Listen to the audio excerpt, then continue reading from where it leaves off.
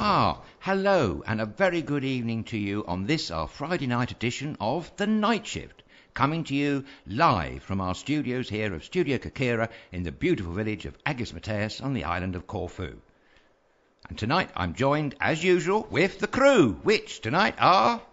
Hello, good evening everybody, hope you're all well. And we have Thomas in the control room. Hello everybody, beautiful good evening. Good evening. Good evening, Fantastic. good night. Good evening. Hello and good night. No. Beautiful Friday evening, of course, guys. Welcome. Thank you. Hasn't it been another beautiful day here today? Absolutely, very, very beautiful. Beautiful day, yes. Unbelievable, yeah. Blue skies, you're up in the Blue morning skies, and you have, you know. So let's make everybody else jealous who is not on this island. We're very fortunate and we do know that, actually, ladies and gentlemen. We do. Anyway, thanks very much for joining us tonight. In a packed programme, we have all sorts for you, don't we, Wayne? We do. Have a few things packed into the 2 hours that we're here with you. So we've got some local news, as usual. Over to you, Adrian, for World, and have our questions and answers this evening, and our usual daily moan. Daily Might moan. be interesting. We're looking That's forward not to that like one. us to moan, is it? We don't moan. absolutely. And we have a few things packed in for this evening's show. So it's good. For sure, Friday, Yeah, 24th of November. Mm-hmm. Beautiful day, beautiful evening. Yes. So, and we kick off, what you kicking off with local news? I am, yes. It's a not particularly nice thing. Yeah. 47-year-old man has been arrested after threatening 2 female students in Corfu town. Okay. So that was last Saturday. Apparently he threatened them with a cooking knife. Ooh. Yeah, that's really nasty. But he denied the charge, saying he was only joking. Okay. Yeah. But the way they caught him actually was on social media. They put a shout out on social media, and that actually helped to catch him. So that's a good use of social media, I think. Yeah. Thing is that, I mean, this guy was accused in 2014 of rape, and he got 15 months in custody before being found not guilty and being released. Ooh. So, I mean, you know, obviously, It's a funny thing, isn't it? yeah, I mean, there's repeat offenders yes, out there who are doing it again and again and again and again and again and again. They get away with it. yeah. I So think it's bad. I mean, obviously, you know, you threaten anybody with a knife, but Absolutely. I mean, especially females. I mean, you know, that's really awful, man. No, That's it's really not, bad. Yeah. No, that's one. I think the only positive thing on this story is he got caught via He the got social caught. media. Yeah. No, man, we don't know what kind of social media, but No, we don't. but No. there you see how influential It social can media be, yes. is becoming nowadays. It's becoming very good for that kind of thing, Yeah. yeah. I mean, I have noticed actually a few on some of my Facebook pages that people put up stolen bikes or something. You know, somebody's stolen their bike or they've stolen a car, and you know they make it too hot to handle. They call it, because it becomes basically widely public that this thing has been stolen. Yes. So therefore, you know, hopefully that stops that kind of thing. And the other thing I had today for local news was it's Black Friday today, of course. Ah, yes, Ooh, shopping. Black Friday. Yeah, Black Friday. Shopping. Somebody gets excited. Well, I know you folks out there in the radio and TV land love shopping. It's not my favourite pastime, but I like a bit of window shopping, for sure. Yeah. So let us know if you've got a bargain today. That would be really good. Did you come across the other day that Which in England were reporting, they were warning people to be careful rather than rushing in a stampede fashion to Black Friday, because many of the deals that are supposed to be special offers are in fact dearer in Black Friday sales than they have been previously. They quoted an example of an LG 50-inch television that was actually £450 dearer in a Black Sale Friday, this is last year, than it was in the previous 2 weeks before the Black Friday event happened. happened.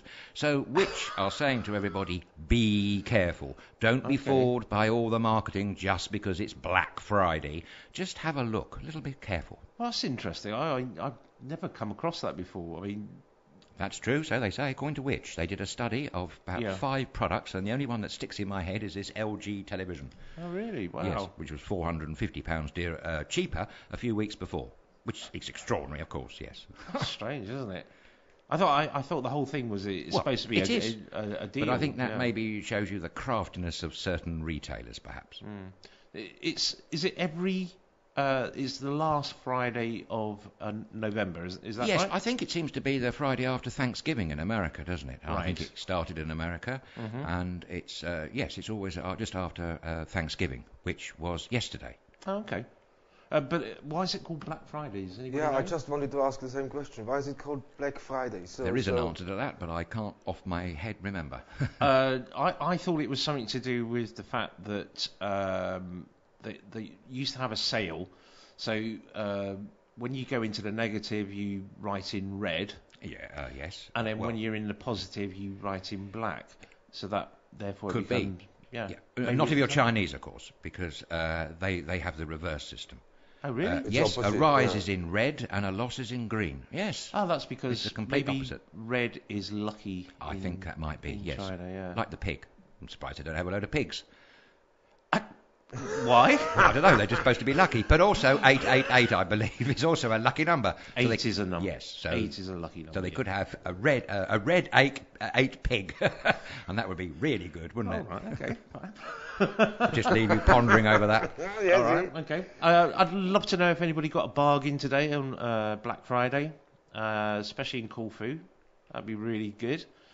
There were lots of shops taking part. Were there? Yeah. Oh, places like Public and I think Funky Buddha. It's the first time that the Greek shopkeepers actually took part. No? Is it? Look, I read something somewhere. I think in Rossi. I read that the traders complained and said, just don't leave it for the foreign business people. Oh, yeah, on the island. Where everybody from England, especially, business people from England who have shops here, they go on this tradition of Black Friday. Yeah, it's only a recent tradition. It is, really. It's not. In the UK, you got it for years now. Not really. Years. No. Since the last 5-6 years or so. It's not really. Yeah. No. I'm here 5 years and I know it from before. It's not been a big thing though, Thomas. Seriously. I remember. I call it now Debenhams. I remember that in Portsmouth. You must remember. Portsmouth Debenhams Black Friday. Yeah. Wow, and people are camping outside. See, I used to know it as Alders. Alders, yeah, exactly. Alders, yeah, I changed around. Okay. So, wow. What is for the day of the tricorn? Tricorn? Tricorn Centre. Oh, wow. Now there's a building. There's a building. A carbuncle. Yes. Prince Charles said something famous about it, didn't he? Yeah, Although, don't get mixed up with the National Gallery extension. I think that was a monstrous carbuncle. Oh, really? I think that was. But he did have words to say about the tricorn. He did, yeah. Which was an appalling building. For those that aren't acquainted with such a architectural delight, it was in the centre of Portsmouth, and it was, in my opinion, and I think Wayne's and Thomas's, an absolute monstrosity. It was. But would you believe, despite years of campaigning to demolish the said building, there were those that actually campaigned for it to be restored and even. But they lost, and the place was demolished. Do you know, I used to go to a club that used to be on the top of the Tricorn Centre. Oh, really? There was a club called Granny's. Granny's? Yeah. Yeah. How about that? Okay. How about that? Sounds interesting. Tell us more about Granny's. It was an awful place. It was a really bad place, but it was open late, so, Okay. You go there. But back to Black Friday. Yeah, back to Black Friday. Black Friday, Alders. Yeah. People used to camp out there, man. They're still doing it. When you looked at some news reports from the States this morning, they're terrible. I know. It's interesting. Dangerous too. I think it was interesting last year in the UK that there was hardly anybody went to kind of queue up for the Black Friday event because the year before there'd been such a stampede. That's right. That people got hurt. Yes, I remember a lady got quite seriously injured. Yeah. If not, somebody died at one point. Yeah, so really awful. So the next year, hardly anybody went out. Strange. I wonder what it was like this year. So we'd love to hear from you, actually, in Corfu. If you're a retailer, please get in touch. Yeah, I would like to know, if there were really bargains out there. If anybody of our viewers said, I grabbed a fantastic bargain, let us know. Right into Nightshift@StudioKerkyra.com. Cool. And that's all the local news. That was the local news, yes. One good, one bad. So that's all right. It's always a nice balance. Yeah. So, over to you, Adrian, for world news. What have we got? Well, a couple of things took my eye. One was from India, and the other was from somewhere in Europe. But the Indian one is a bit sad and serious topic of conversation, actually. It's about cancer. And it's more about the comments of the health minister, member of the BJP ruling government party, who's the health minister of Assam state. And he was speaking in a public rally recently, and his comments were reported by the Times of India. Now, I can only say that. But the problem was that he was saying things like, God makes us suffer when we sin, and that cancer is divine justice, which is caused by the past sins of a person. Now, this outraged an awful lot of people, obviously. And an opposition spokesman, this is what caught my eye, the opposition spokesman said that the remarks were, quote, unfortunate. I have to say, I think that's the understatement of the year. Yeah, it is a bit of an understatement. Unfortunate. Yeah, exactly.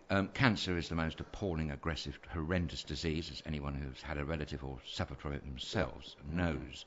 And someone suggested that maybe it was a reason for him to cover up the fact that cancer has sped rather aggressively in his state.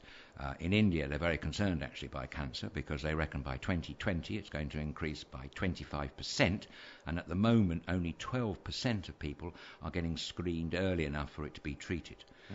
In reply, we must be fair to Mr. Sarma here. His name actually is Himanta Sarma, and his reply on Twitter was this.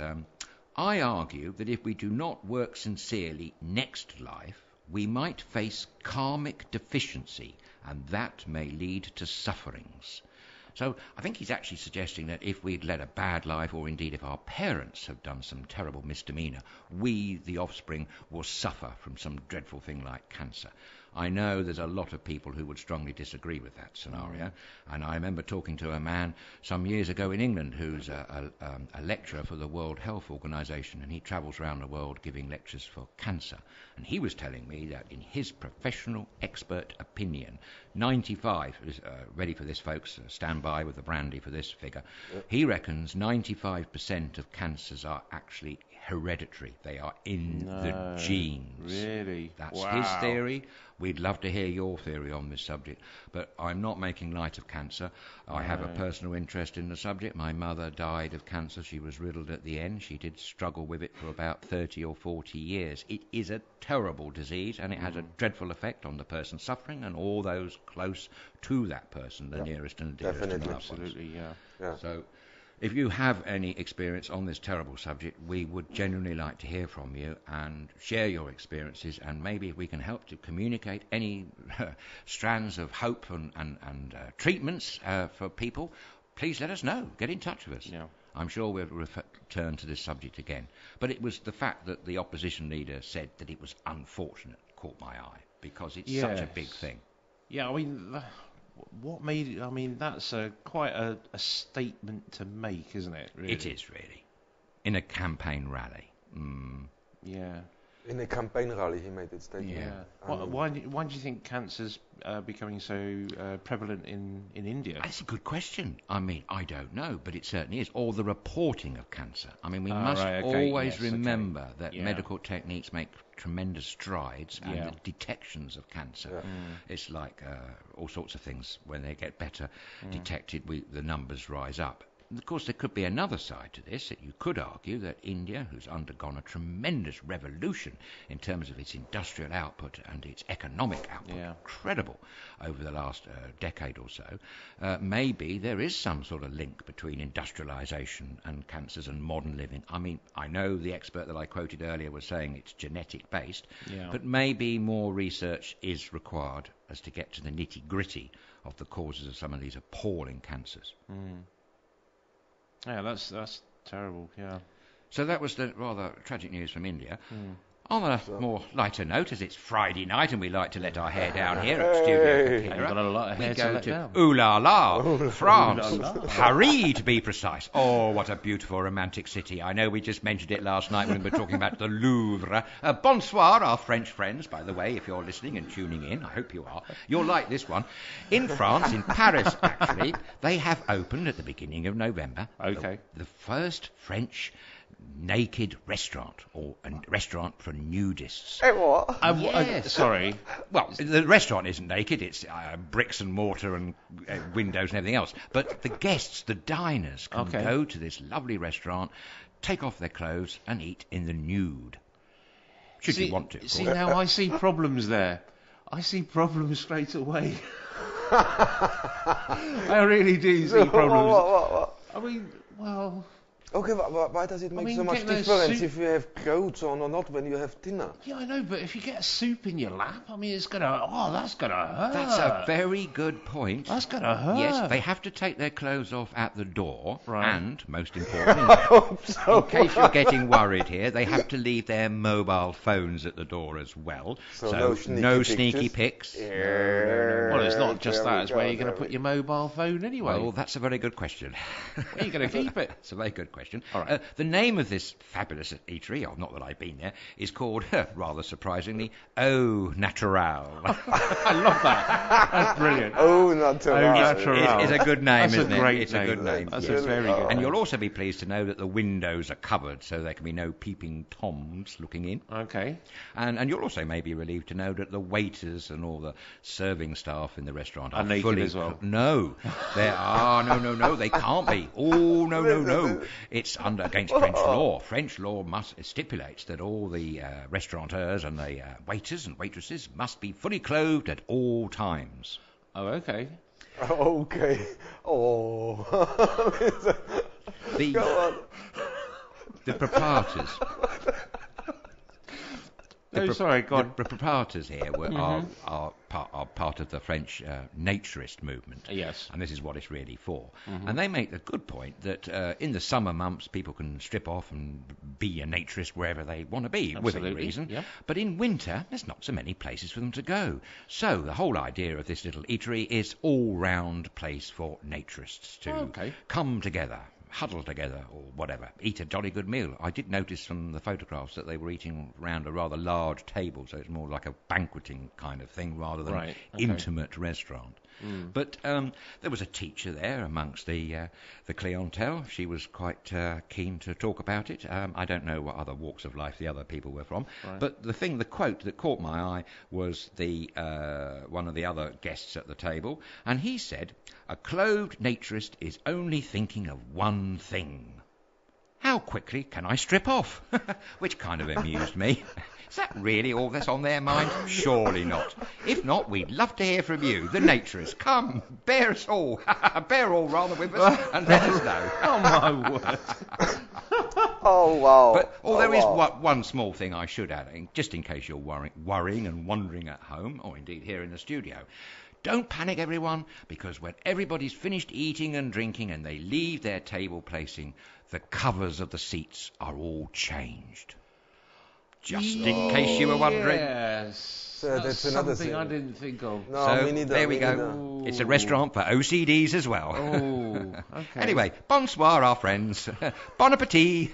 Bon appetit. Bon appetit. Okay, wow. Okay, brilliant. that's it. I mean, well, very. Yes, well, it was a Friday night, you know. I'm gobsmacked. There is one in London already open and running, actually, so maybe Paris thought, hang on, if they can do it in London, we can do it in Paris. Is there? Yes, it's been operating for several months now in London. I haven't been, I don't know, but I did catch that it's absolutely booked out. There's a very long waiting list to go to this naked restaurant somewhere in London. Oh, brilliant. I think it's excellent. You go home and say, oh, honey, Friday night, let's go out for dinner and let's strip off. Oh, is it extraordinary? Might be a bit chilly, I don't know. I don't know. Oh, wow, okay. I mean, I've only come across a few naturists, to be honest. There was a... Yeah, tell us more. No, not really. There's a naturist beach, obviously in Brighton. Oh, yes. That's recent times, that is, isn't it? It's not been there for that long, I don't believe. A few years, Actually, yes. it's been there for quite a long time now. But not At as least long a as good perhaps... 25 20? years Really? it's been there. Okay. Yeah, definitely. I'm behind the times. And then I know there's a naturist beach on the Isle of Wight, which near Blackgang Chine. Lovely place. Mm-hmm. But that's about it, really. And there's a camp outside of Bristol. Okay. Have you been to any of these establishments? I might have done. Oh. Maybe Look that's how for we another get show into it. later, ladies and gentlemen. Maybe not. See. I'm not saying anything. Did you have a stimulating time? No. Yes. No. No. Yes. Yes. No. What is this? Is this how you sit on the beach? No. Oh, yes. No. I have to say, Yes. No. I did lay on the beach with a towel across me. Yeah. Oh, that reminds me of that scene in that Benny Hill programme a long, long time ago. Okay, go on. He did a sketch to the music, of course. He was fabulous at that kind of comic caper. And he did a sketch when he was in the bath. It was all foam and stuff. And he very cleverly, carefully managed to conceal any bits of embarrassment of his body with the loofah brush. It was quite staggering, I thought. Very well executed. Good. Actually, I was watching this when I was a child, much younger, and I was in the company of my aged grandmother, who was about 86 at the time. Yeah. And do you know what, Wayne? No. And Go on. Thomas? Yeah. She confessed to me, after this comedy programme, that seeing Benny Hill in a bath complete with loofah brush was the first time in her 86 years that she'd seen a naked man. Really? I did point out that there was a loofah brush in the shot. Yeah. But she didn't seem to worry about that. And I said, but Granny, you've got 4 children. How is this possible? She didn't really answer that question, but she assured me she'd never seen a naked man. Mind you, she was born in the 1800s, and I suppose things were very different in those days. 1800s. In the 1800s, she was, yes. She Oh, died. okay, 19th She was 96 or something, 98 when she okay. died, and that was in Wow. 1980 something, I think. So Okay. yes, Wow. she was. 19th century. She'd been born. Yes, Wow. yeah. That's amazing. Cool. Go, and that's from Paris. Nudist restaurant. Nudist in restaurant. Paris. Yeah. Yes. So you know where Au to go. Natural. Yes, it's a lovely I name, like isn't the it? name. I do too. That's a great name for yeah. it. Fair play to the Natural. gentleman. Yeah. Hope they're very successful. I hope so too. That was great. Okay. I'll tell you what though, I'm not going to eat the sausages. Just putting it out there. And, No, well, you know. you have to wait the I'm coming sorry. up to you, is alright. I'm sorry. Oh, you couldn't sit there. Kind of put you off, really, Take doesn't that it? sausage and look around and go, Sausage. sausage. Sorry. Okay. It's a fair point. All right. Oh my God. So Okay. that's from worldwide now, Yes. international or. That's it, folks. So any more? No, I don't think we can say any more about sausages or French nudist restaurants or... Oh, we're back to food again. Oh, we are. Yes. Muffins. It's funny, isn't it? Muffins, yeah. Okay, let's move on, guys, before we get. Okay. Oh, excellent. Okay, then is there something regarding the Turner Prize you said?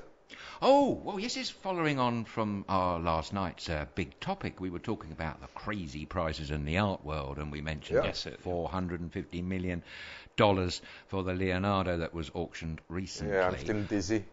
Yes. In England, there's a famous thing that's been running for a very long time now called the Turner Prize. I'm sure everybody knows this, and all sorts of weird and wonderful, wacky modern art gets included in that, and some of it's marvellous and some of it's questionable, and of course, like everything, it's in the eye of the beholder. Exactly. So there's some witty wags, shall we say. England's known for its humour, and it's taking the Michael out of things. 18 years ago, some people got together in Somerset, in a pub no less, to create an alternative to the Turner Prize. And rather wittingly, it's called the Turnip Prize. I think that's rather witty. And it features every year some extraordinary, rather mundane pieces of art. But the clever bit is actually in the titles. Right. Now, I know that probably through copyright reasons, I don't think I'm able to show you some photographs, but I can at least describe them, and you'll enjoy the names of them. I should say the photographs, I must give the man credit, it's a Trevor Prideaux who supplied the photographs. And the first one, this is in this year's competition. Actually, the competition, it hasn't yet happened. It's on the 5th of December at the New Inn pub in a place called Wedmore in Somerset, United Kingdom. And a few caught my eye. There's this marvellous picture here of a little toy tractor that's pulling a little pet pig. And it's by a Chris Bacon. He's the artist. Chris Bacon. Crispy Bacon. Oh, I've missed that. Bacon. Yes, Oh, it's Chris sorry. and the initial P Bacon. So it's Crispy love it. Bacon. Love it, isn't it Yeah, wonderful? And the name of the art piece is called Pulled Pork. Like that. This is great, yes. And here's another one. It's a picture of the bottom of someone's shoe, and taped on it is a compass showing north, and it's entitled Northern Soul, which I think is also rather amusing. And we have another one here, which relates to a couple of TV presenters on the other channel somewhere in a jungle in Australia at the moment. And this is a picture of a pair of briefs, pants to you and me, and the name of it is Pants and Deck, which is quite amusing, considering there's a pack of cards on top of the underwear. I was wondering where the deck was coming from. What? Wow. Yeah. And the final one is one of a golf club, a miniaturised golf club, and that's entitled, after the English actress, of course, Minnie Driver. Very good. I think it's the Wow. wit, isn't it, of the It names? is the wit, yeah. Yes. So don't forget, Crispy folks, Bacon. Crispy Bacon. That's the That's very winner, good. isn't it? I think he's going to win with the pulled pork with that one. But maybe we get to find out, and maybe I can share you the answers if we hear. But that's all, folks, at the 5th of December in a pub at the New Inn at Wedmore in Somerset, United Kingdom. Lovely. Wonderful. The turnip prize. Turnip. Turnip prize. As in Turnip. the vegetable. Yes, it's in the Turnip vegetable. prize. It's all very witty. But It's they get a good old golden English turnip. humour there. They get a golden turnip. Oh, maybe they do. Maybe they get a What's golden the turnip. prize? or something. Did you find out what the winner gets? No, I don't know, actually. No, I'll find out for you. I'll try. 3 pints and Maybe. a golden turnip. Turnip pint. Yeah. Turnip pint. Yeah, maybe. Maybe you can. I'm sure you can make alcohol out of turnip. I'm sure you can. Well, yes, that poutine can be made from potatoes, I'm sure. Exactly. But turnip's not far away removed, is it? No, I bet that'd be strong. I bet it would. Oh, I remember having some poutine once. Oh, I long, had long poutine, time ago when I was yeah. at college. I had a very unfortunate accident. Oh, dear. In fact, I've never had it since. Poutine, that is. Yes. Yeah. Well, I stupidly went to the toilet. All these things always happen when I'm answering a call of nature. And I went to the toilet. I was in a drunken state. In fact, actually, ladies and gentlemen, I was totally paralytic. And I went to the toilet with a cigarette in my mouth, which was a very stupid thing to do because I had an accident and the cigarette dropped on a part of my anatomy and it hurt like a bilio. Very difficult to put the fire out on that one. Ouch! So that kind of put me off poutine. Do you know, that's 2 days in a row he's talked about himself being drunk. It is I actually. know. Anyone would think I've got a drink problem. Yeah, anybody would, but you don't The drink. funny thing is, I don't drink at all, no. Don't drink at all. No, it's not. That's the thing. He knows so much about alcohol, but he never drinks. I know. I used to. No, this is back in the past, this is in the so- way so- day. Well, I used to talking drink about gin the and vodka the other day, didn't Yes, you? I Yeah, mentioned yeah. vodka, I mentioned gin, I've had brandy Alexander used to be a favourite tipple a long time. And we are talking when I was in my 20s. Okay. I'm considerably older now, ladies and gentlemen. I'm considerably older now. So, on to questions and answers. Thomas, Question yes? and answers, Corfu related. Okay, Yeah. today I have to say, that's one thing. Quickly today I have to say, we have a non-related question to Corfu too. Oh, So we okay. got 2 questions today. Mm-hmm. First question we go on is related to Corfu. So, and is the question, there's a lot of private villas for rent, holiday villas for rent. Mm-hmm. Is it safe to book direct online? Oh. Well, I would say excuse me, that if you knew the proprietor, if you had any experience of the man directly or the lady or the rental establishment itself, then absolutely it would be a good idea. Yeah. I think, however, Thomas, there might be a lot of people who, say, haven't been to Corfu before, might be a little bit reluctant to go direct without any sort of recommendation, or if the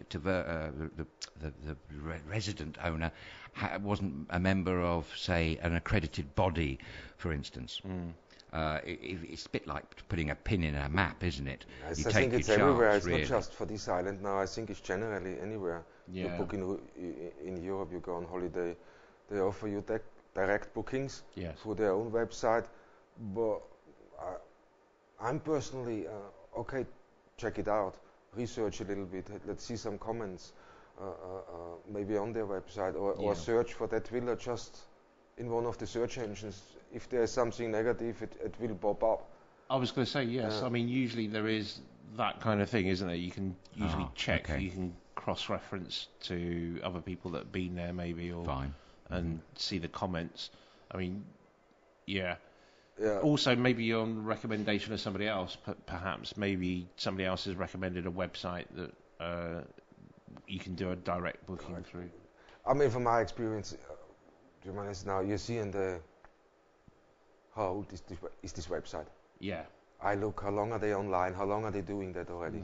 So if I find a website where it's on already for 5-6 years, has its direct booking, it's something different. They exist for a lot. If it's a brand new website and you don't find anything in the history of the website, then I would be careful a little. A little bit more careful. Yeah. But on the other side now, are talking most, and I know this out of experience again, is most of the websites what are privately here for holiday bookings, for their villas or for their apartments, they are also connected to a travel agent. Yes. So they are both ways. They take bookings on themselves. That sounds good. And they also get bookings from a travel agent. So they will show you this on the website. So you can find most of the properties on the island where you can direct book. You can also book the same property via a travel agent. Yeah.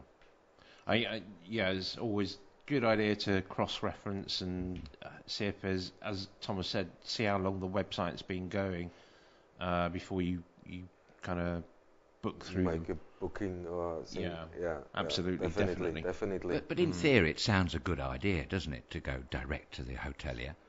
Yes, I suppose. I mean, maybe you could get a deal, perhaps, if you're going for a long period of time. Then maybe. Yeah, and direct is normally always a little bit cheaper, isn't it? Yes. Money is not there's no much, commission fee then. Exactly. There's no commissions. There's nothing hanging on. So they will. But have a look when you see a holiday villa. Have a look straight on other websites or search for this villa name, and they will pop up. If they are part of another travel agent, they will pop up definitely.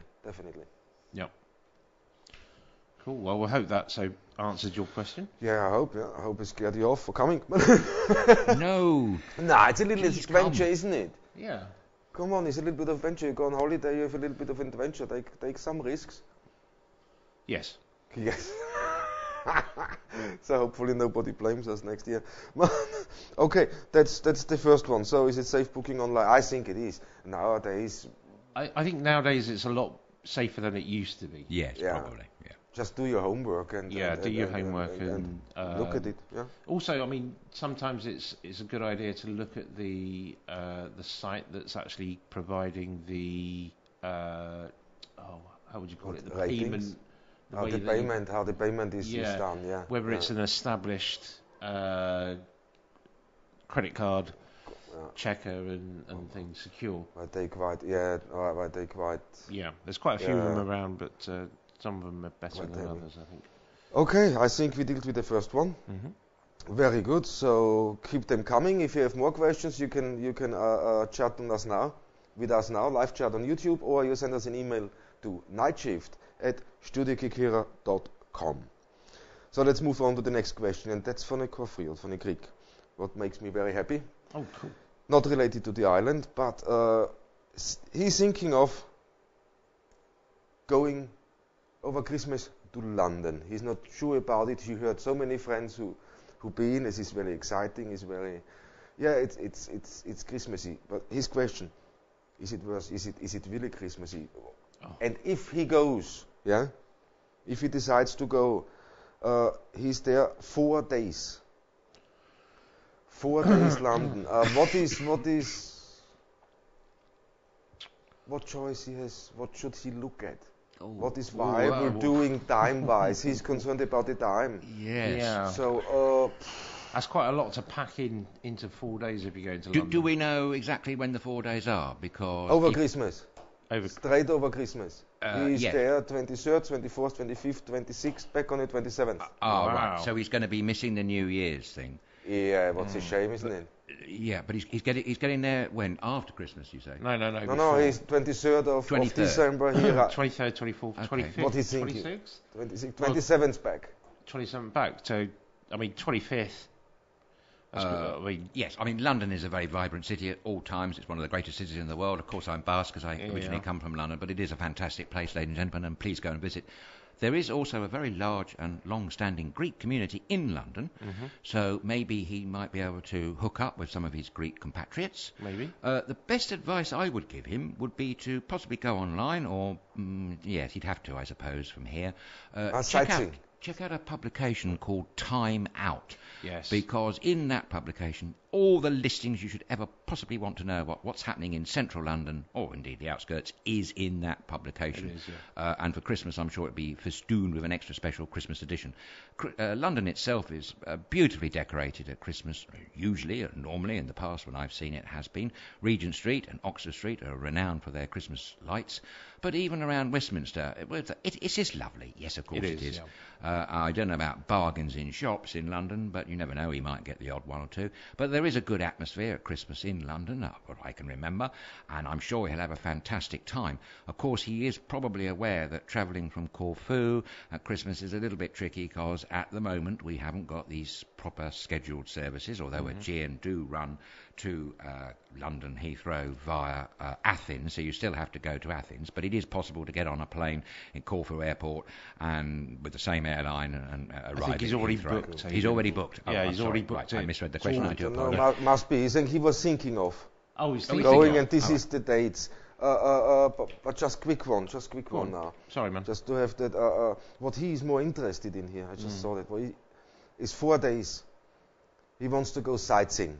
Yeah? Okay. How much can he pack in these 4 days quite of sightseeing? So that's the question. Yeah, maybe not all the major attractions will be open. I don't know about the opening times of things like the National History Museum, the Science Museum, or the British Library, for instance. I really don't know. You'd Tower have to of London. Check online, exactly, the Tower of London. I think that's probably the best thing he could do here, is to have a look at those things that are online, and he'd get to know whether they were open.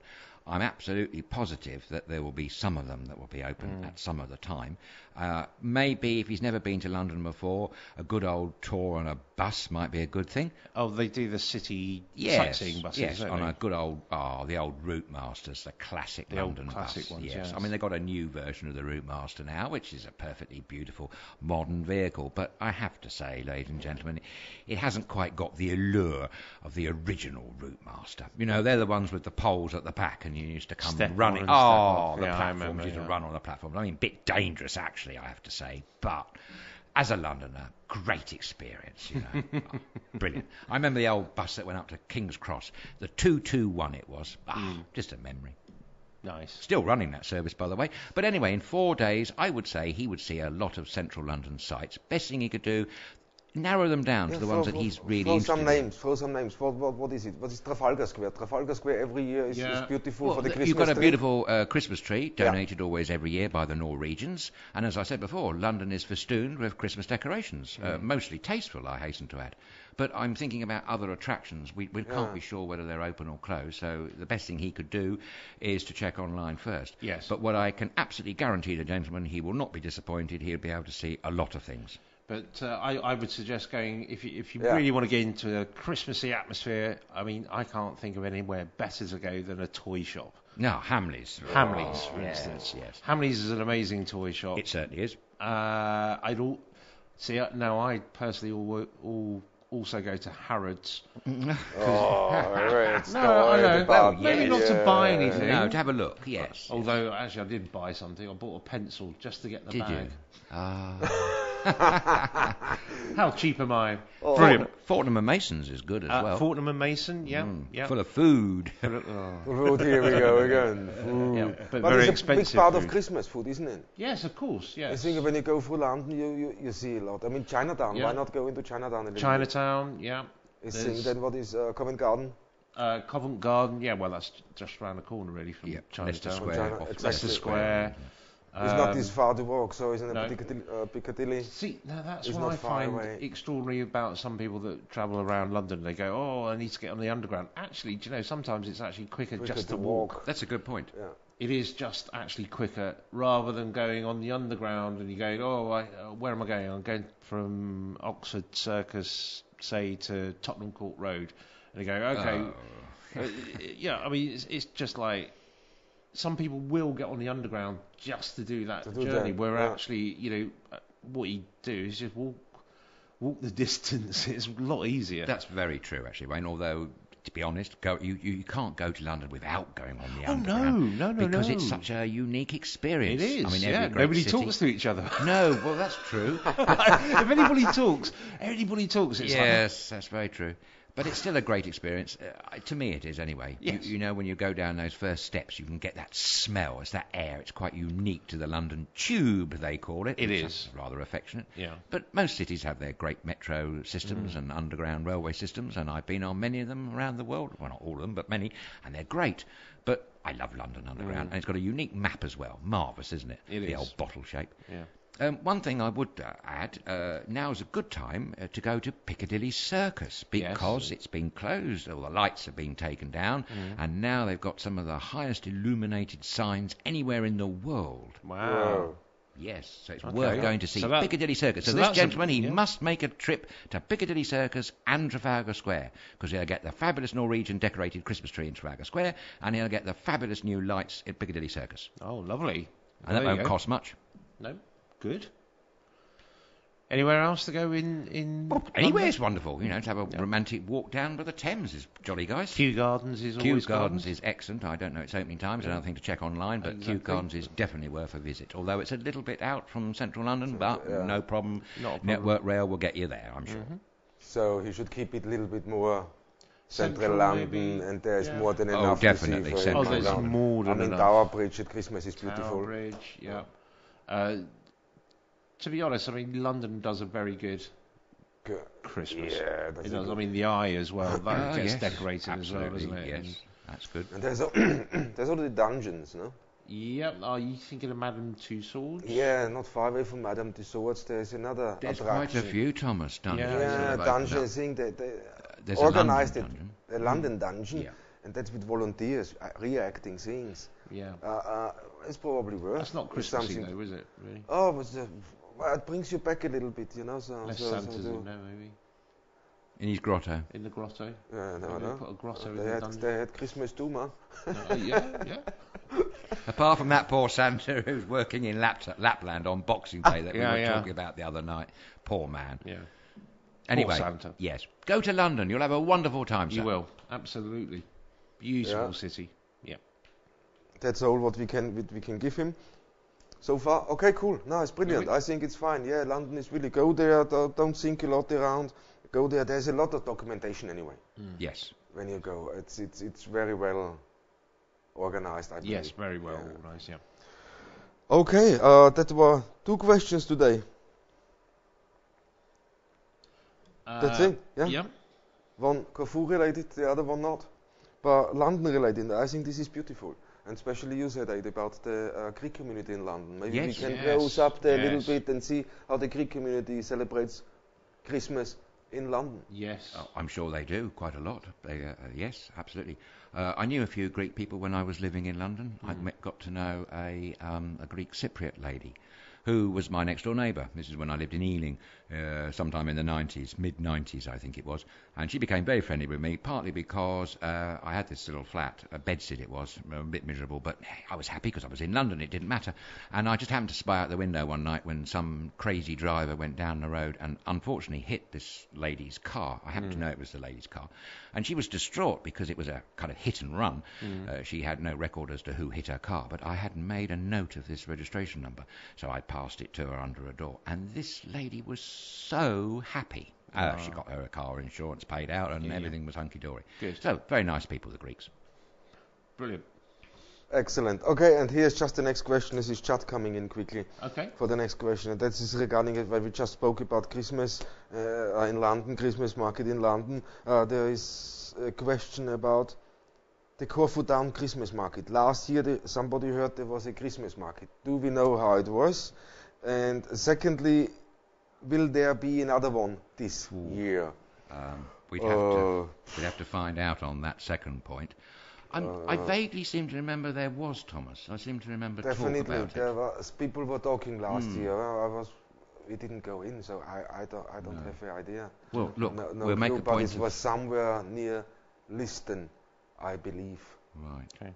Yeah, and allegedly there were stands, there were Christmassy, there was some music, but I haven't been there, and I haven't really seen anything much on any social media about it. But we can for sure find out. Yes, definitely. Exactly. If there is another one this year, and where it is exactly, and We'll when let it you know. starts, and when it's the only thing we can tell you for sure is we're gonna have a Christmas market here. Yes. So if Corfu Town doesn't, don't worry. Come down to Agispates. Yes. Yeah. We'll do it all for you. Exactly. We try to have a small, nice Christmas market throughout December. Let's see. Yep. Yeah. But this would be nice. If there is one in town, we have to try and go and have a... Absolutely. We'll sample the wares for the viewers ourselves and give you a full report back. Yeah. Anything you would like to sample, just let us know. Some mulled wine, perhaps. Okay. Some mulled wine, perhaps. No, I would really like to know more. So maybe somebody of experts here on the island been to this Christmas market last year. Yes. So let us know, write in to nightshift@StudioKerkyra.com or send us a message via chat. I would really like to know what's Absolutely, that'd about be good. that last year. Of course, yeah. Okay, guys. That's it. It's okay. We got the 13 here. Nice. This is question and answers. Corfu is over. Mm-hmm. It was not totally related to Corfu, but it doesn't matter. It is good when people take part. And should we move on quickly to our next one? And that's the Daily Moan. Yes. We don't moan here at StudioKerkyra, not much. do we? Not much. Oh, we never moan. No, it's not. It's not our moan. This is people when today the moan came in Okay. Oh, somebody else from moaned somebody today. else. Ah, Well, that's all right then, isn't it? Yeah, man, makes a change. Makes a change. Yeah. No, I think he got quite a viable question here. Okay. He been to Corfu with his family last year. Yep. Loved the holiday. One of the best holiday they did so far with the whole family. What's nice to hear, of course. But he had one complaint. Which And was? that got us back, and that will be going interesting for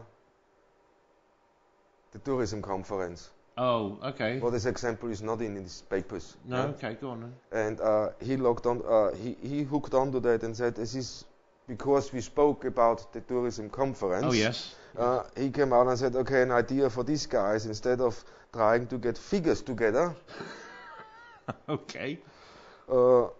Why not try to have a tourist information office? So tourists visiting the island can get some information of places to go or in emergencies what to do. Is there We not cannot believe there is not one on the island from the municipality, from the government here. They can't found a believe private one Yeah. who only tried to sell him day trips. So he said that was a little bit... he was very disappointed. He thought this is an official tourist information office. Walked into it. It was not. It was an office who sells day trips. Oh, wow. Yeah. Okay. I didn't know that So- there wasn't one, to be honest. He says there is none, and I haven't seen one, to be honest. We spoke about it a couple of years ago and said, I can't believe there's not one tourist information office in the whole of the island. Government control. Government, you know, municipality. Yeah, I mean, I've been around quite a few places in Europe, and there's always been some sort of a tourist information, even just a cubicle. Something.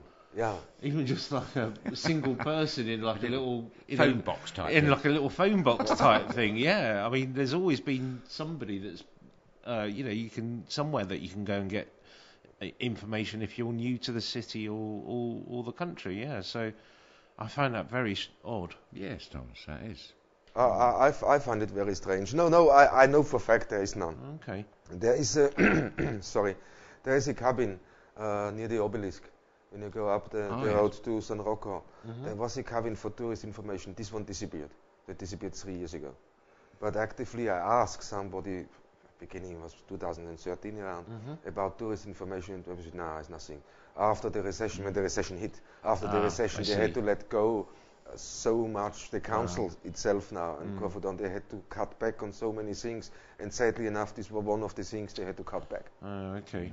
Yeah, but if you're a tourist island, I mean, seriously now, if you're a tourist island like Corfu, well known, and you don't have anything, tourists can get information. He said is even to get an accurate map from Corfu down, it's impossible. Maps Okay. are a problem, aren't they? Yeah, the only excuses he got from people said, oh, you got smartphone, oh, you got tablet, it's all online. That's not satisfactory. It's not the same though, is it? No. It's really not the same as looking at a map. Yeah, what is with data roaming? You know, data roaming is expensive. Yeah. Now they're making it cheaper. Before you go on and you come on. Yeah. It's a nice souvenir to take home. Exactly, and it always works without a signal worry or an electrical charge. Well, there You've you always go, got something in your hand. Yeah. Can't beat it. Plus, I mean, I would find it easier to follow a road on a map rather than on a digital device. To be honest, because sometimes you try to zoom in and then it takes forever to zoom in and updates it. And then Yeah, zoom but back that's out only again. that's only on your old mobile phone. All right, okay. On our phones, it's all right. No? Okay. It's, I'm not going to mention the company, but there we go. okay, no, but that's easy. He was very disappointed. It is the shops, the only shops you can find is shops who try to sell you day trips away from the island. What he finds ridiculous. That's even worse. Yeah. That's even worse. Day It's, trips away from the island. Away from the island, yes. So Okay. direction, I don't know, something to do with Blue Lagoon or something. I have no idea Right. what the marketing and they're doing. But around it's sad. He said it's sad for such a beautiful island as Corfu, as you come and the information is so hard to get information. Yeah. Not even a local government or council organized website. No, That's a little bit, I think it's a little bit sad. But, this is the things maybe they spoke through in the tourism conference I and was say, just okay, thinking maybe they did talk they're about going to it. improve that next year. Yeah, hopefully they will. Hopefully they will. No, Yeah. Knowing the figures of tourists is one thing. No, but giving tourists information about the island, and promoting the island. That's how you actively promote an island. Totally, yeah. Okay, guys. Okay. So far, anything else about this tourism information thing? No, I'm just surprised that there isn't one. To be honest, I'm very surprised. No. And can we have some, please? And can we have one? Yes. Nice shout out there, please. Can we Yes. have a tourist information office? In the center of Corfu Down, Yeah, preferably. preferably. Yeah, Near like- Liston, everybody walks past there. And again, it's generating jobs, isn't it? Absolutely. And And you have tourism. it makes sense anyway. As I say, I've been to loads of places, and there's always somewhere that you can go and get some information as a tourist. Yes. There was in my small tiny town in Shropshire, which is the smallest town possible. They had 2 tourist information spots. Really? I was always thinking, which tourist would come here? Yeah, lovely spot in Shropshire, but it's exactly top of your list of tourist attractions, as it were. But they actually had 2 information places. Yes. So maybe Corfu could pick up their lead. I don't know. Or maybe they could nick one of those. Yeah, ones from maybe. Shropshire. Might be handy.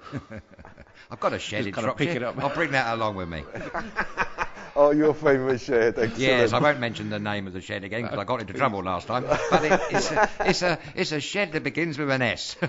We won't say any more. No. Well, shed does begin with S. Yeah, but the name that preceded the shed also began with an S. So we won't be saying that. All right, okay. 2 S's. no. 2 I'm S's. taking No the more, Bs. no more. Oh no, what That's have okay. we done? I'm sorry. Moving swiftly on. Moving swiftly on. Be And I facetious. think, yeah. Yes. Well, Okay, guys, I think we need a short break. I think so too. Thank you, Thomas. Not before time. Not before that. We go on to a short break.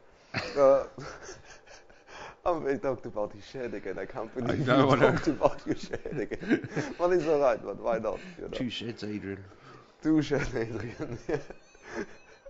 His shed is spelled with 2 S. Okay, guys, we see you. We see you after the break. Thank you. Okay, bye.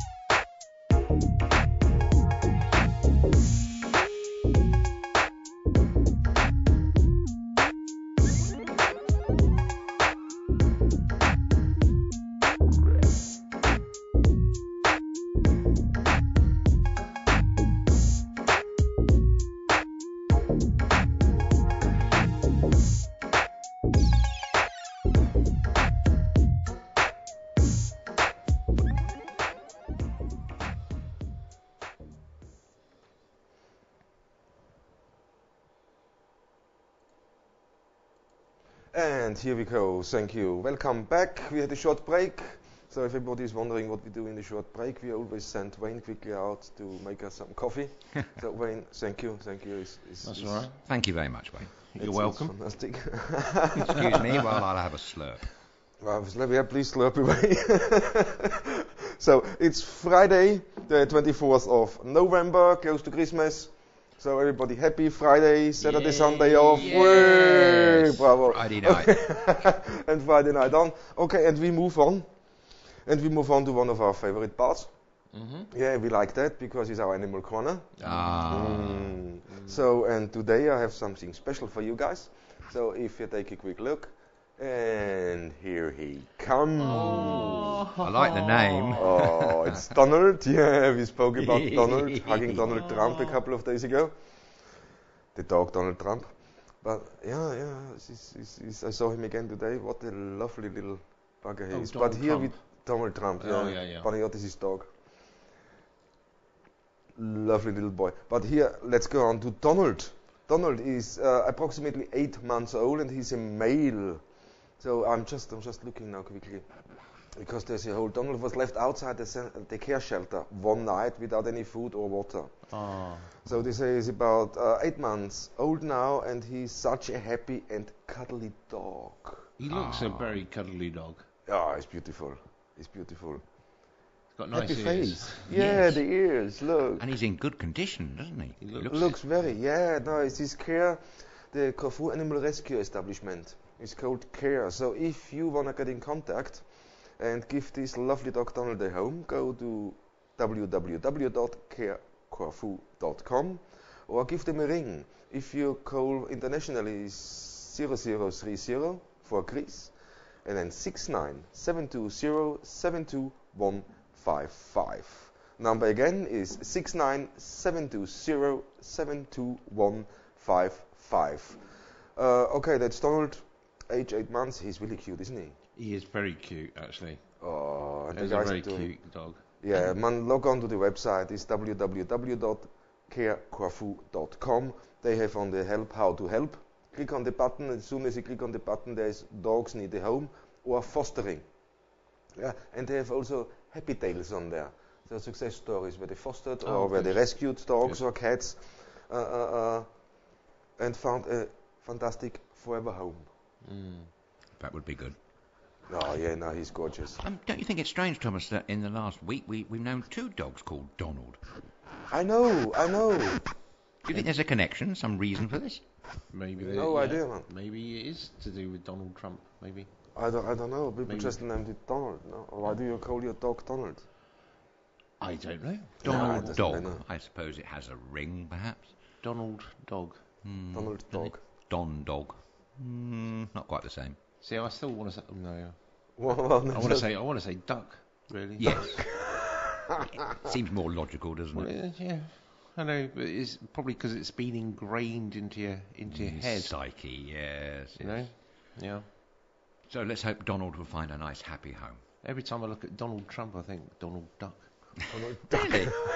What? Which Donald Trump are we talking about now? Okay, now, my God, we get it sick. Hopefully he's not tweeting about us. Is it just the name that reminds you of the 2, or is there something else, do you think? Maybe it's the hair. It might be the hair as well, because Donald Duck has a bit of a quiff, doesn't he? Yeah, it's... So maybe it does. Do you ever notice that Donald Duck never wears any trousers, and yet when he gets out of the shower, he always puts a towel around his bottom half? I can't say I ever remember Donald Duck taking a shower, actually. Have you not? No. Okay, fair enough. Thank you for that illuminating piece of information. It's a piece of information. It's great. Keep them coming. All right. I'm sorry. Donald Duck. Donald Duck wears a towel around his waist. I'm most impressed. But I'm a bit concerned he doesn't wear any trousers at other times. Well, no, exactly. So why would he put a towel around his waist? Good question. Oh, I'll think about that. All right, okay. Never mind. Okay. It was just a very strange question that, No, it's all right, man. Very strange thing. It's all about Friday night. Everything is It strange is. on Friday nights. No, everybody gets a little bit funny on Friday night. So it's Friday night. Hooray! It's Friday night. Hey! Maybe you're lacking in beer. Maybe that's the answer. That probably is the answer, actually. No. You're probably quite correct there, Mr. Marvell. You are quite correct. We do know you, Mr. Fenton, a little bit, yes. Okay, I got told, man.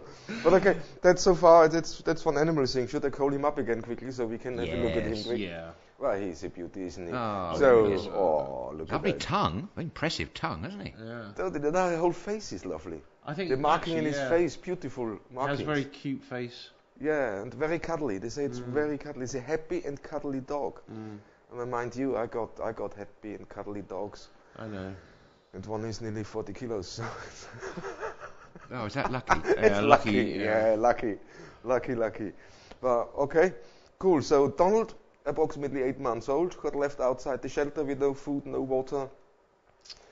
Poor guy. So if you're really interested and you say, okay, I would love to give this doggy a home, contact the Corfu Care Shelter Berolades. This is near Sitari. You can find all the information you need on www.carecorfu.com or just give them a quick call. It's 69720 and if you phone from abroad, don't forget to put 0030 up front. So these guys will also help you with getting this shipped, no? Transported, shipped, well, registered, express, no, transported, and there's fantastic animal carriers on the island. This is a couple of guys who arrange through the charity the transport Fab. into Europe. At least the people left him outside the care shelter. That's what I thought. And at least, you know, they actually left him outside. I mean, there are so many cases here, aren't there, that people just leave the dog. Oh, I mean, if you just look on the grapevine, there's more stories on I there. saw Have you seen something them? the other day that was very distressing. It's very distressing. Very the one distressing. with the puppies. That's right. Yeah. That's one that got me too. That really hit. That hit me a little bit. Yeah. The same as you. Yeah. I mean, come on.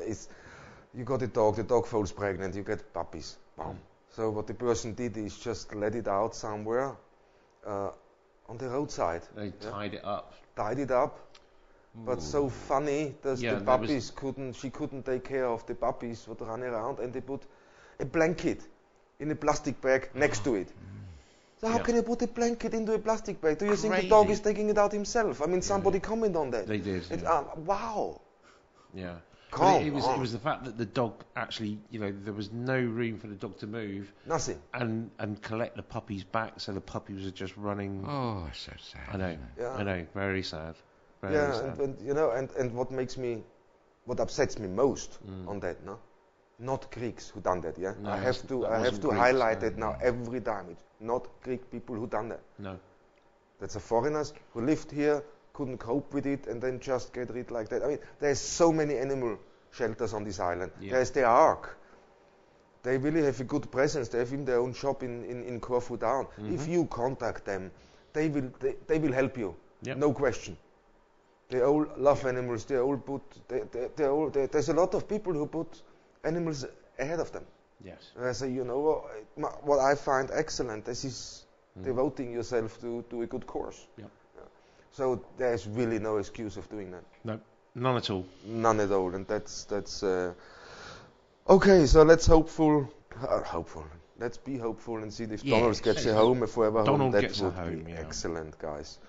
I think. Okay, that's for our animal corner. Okay. The next thing we are gonna move on is the topic of the day. Yep. And funny enough, we talk about today about an organization we currently using. We're using it right now. Yes. And that's YouTube.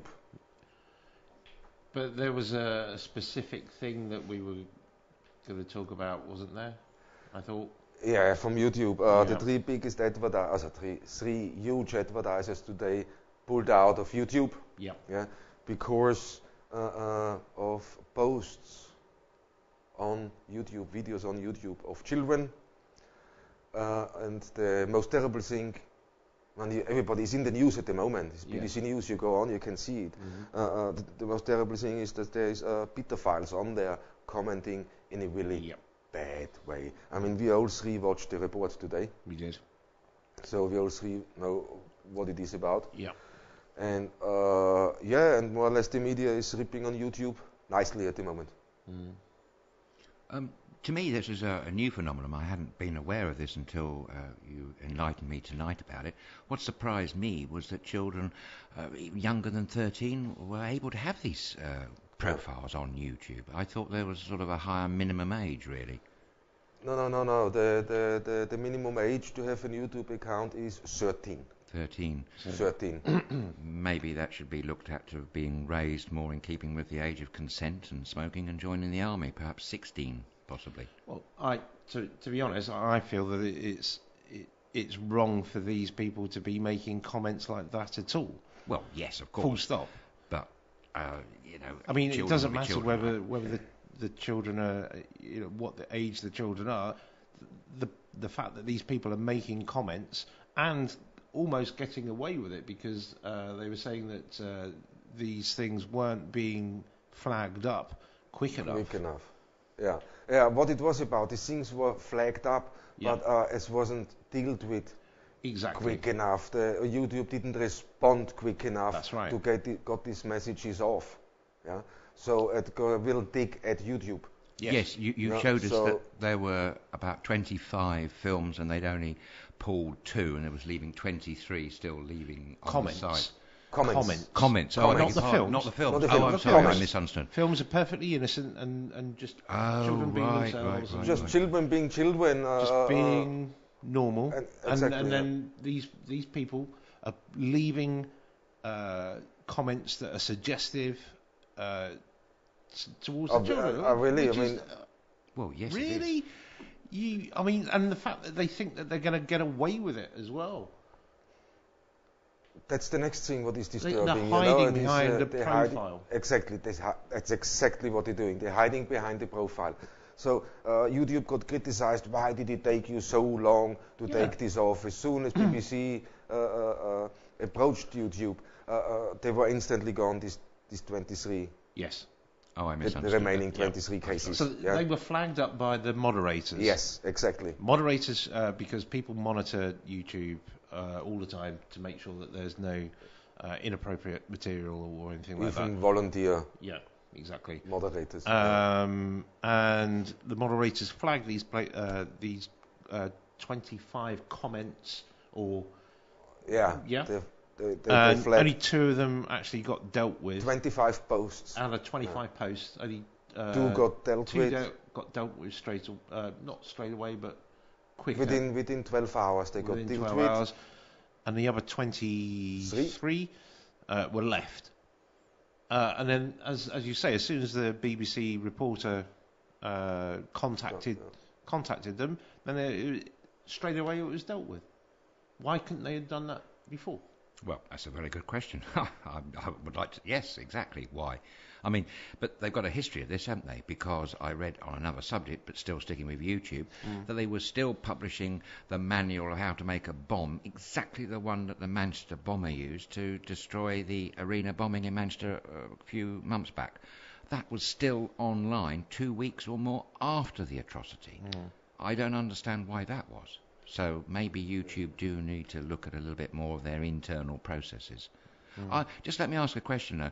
Of these comments that were inappropriate and from adults that shouldn't have been there, are the people making those comments, are they revealing who they are, or are they hiding behind the veneer of another identity? That's what we were saying. That I mean, I would have thought that they Yeah, no, would they're be all behind hiding. a Of course, different they're all hiding. profile. Yeah.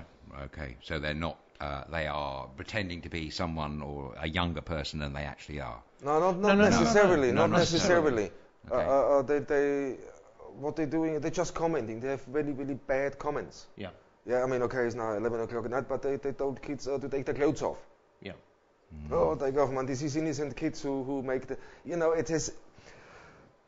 I think it's all about this reality TV culture. Yeah, everybody wants to be on TV. Everybody wants to do something, and any means necessary, they want to present themselves. They're probably copying their stars on Love Island or something, aren't Probably, exactly. That's those things. But there were videos in there, as example, where the just girls were talking about outfits.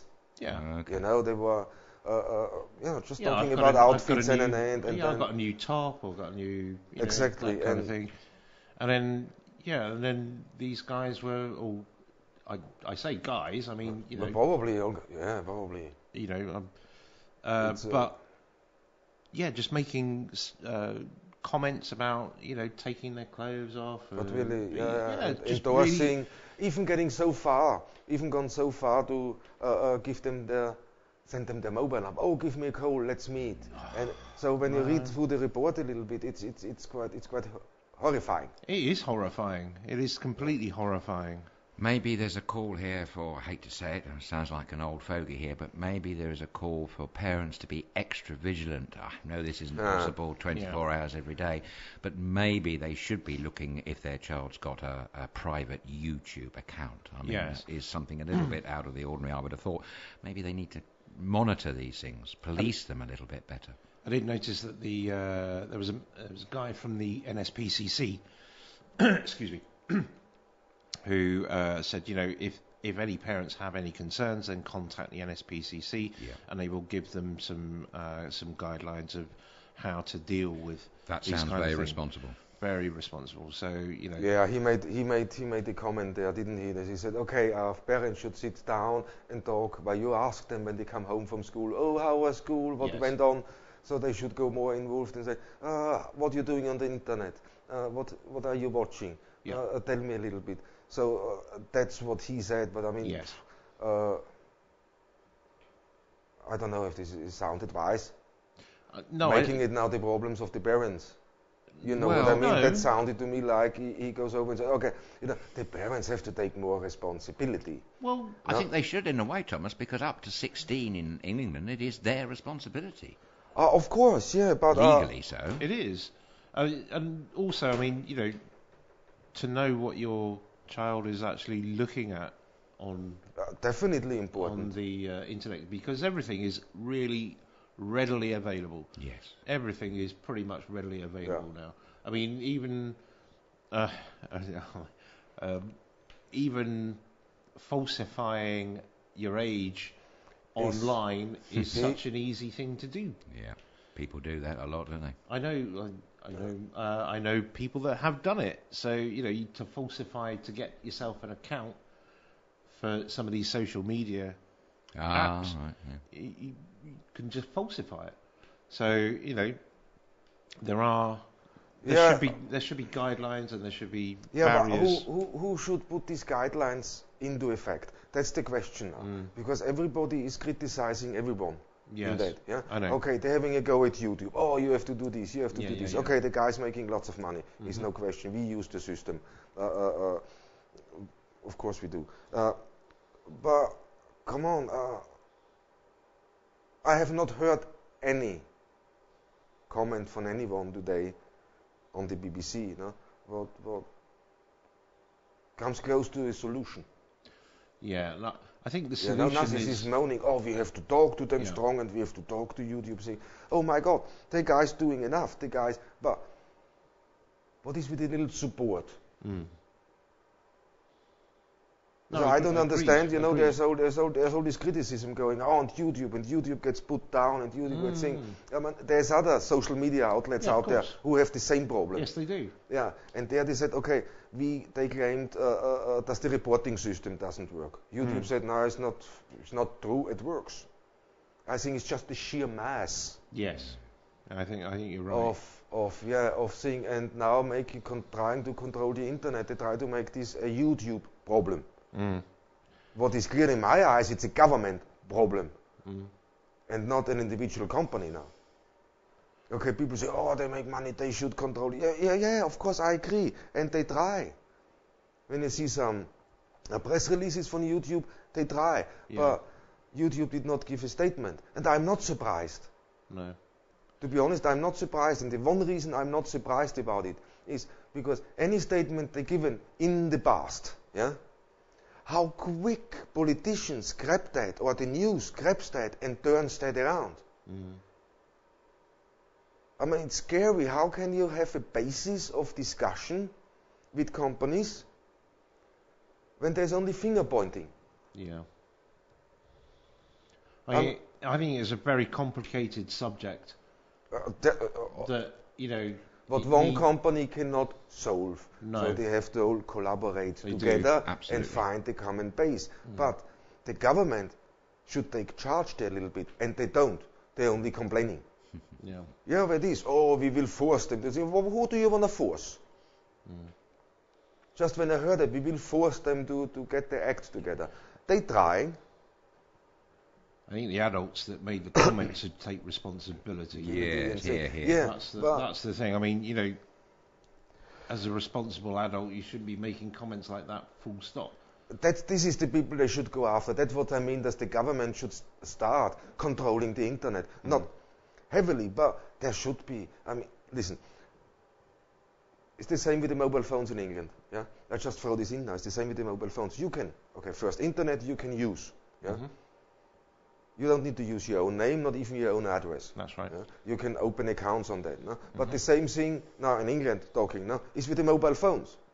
I can go into any shop and I can go a pay-as-you-go card. Yes. Charge it, but I don't have to show an ID. No. So. Well, that's definitely something that is not the same in every country. No, in Greece here you have to show your passport. Exactly. You buy a pay-as-you-go SIM card. They take a copy of your passport or official ID card. Absolutely. That number is logged to your name. And that costs you nothing. That sounds exactly how it should be. I agree. No, absolutely. And I'd extend it further, actually, because I actually like the new Chinese system where each person has they have an account with social media. They have to give their own personal details, so there is no chance of a fraudulent account. Everybody is accountable for their account, and picking up on what you've just said, that makes them responsible for what they say or do. Good. And if we had that sort of system, perhaps in America or in the UK, these instances, what you're just talking about, probably wouldn't happen. No, for sure not. I think that's one of the... I think we've got to re-look at this, don't you? Yeah, but there should be a lot of safeties, switches in between. Not just to go on and sign up and go, and then something happens and you blame the company who provides the service. Okay, they should dig deep and they should change things, and there's for sure things they can implement. Yes. To prevent that from happening in the future. Yeah? Well, let's hope so. No, let's hope so. But on the other side, for me is that when they report about that, makes me angry because there's 3 big companies. I'm not mentioning their names now. I refuse because nobody needs 3 big companies. They are pulled out from the advertising. Yeah. Oh, they heard the headlines, and the first thing what the marketing strategist for this company said is, oh, let's pull out, this gives us headlines because the news will mention our names, and this will support the BBC reporter with his report, makes it much more dramatic. Yeah. Yeah?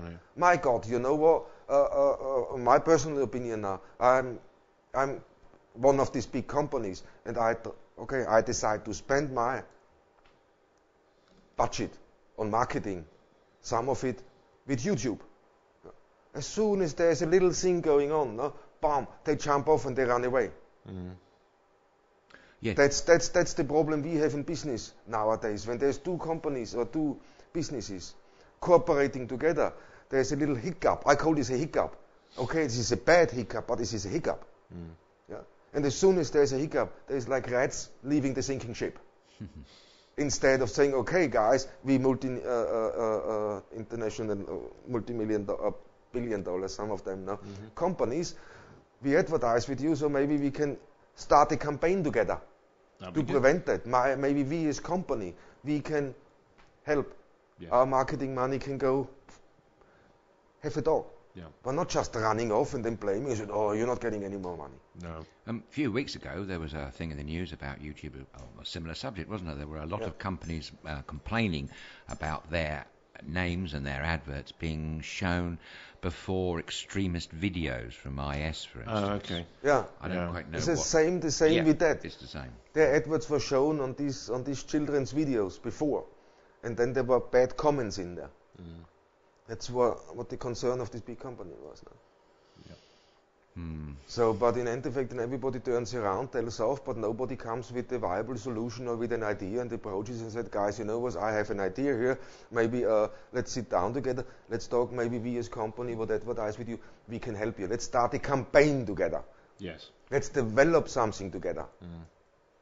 But no, it's all about business. It's all about making money. Yes, the wallet. Yeah, and so these 3 companies who just pulled out said, oh, you know, we made good because we got mentioned all day at the news. Our names got mentioned all day at the news. And then you see this company back on YouTube in a few weeks. Yeah, of course. Oh, come on. Of course.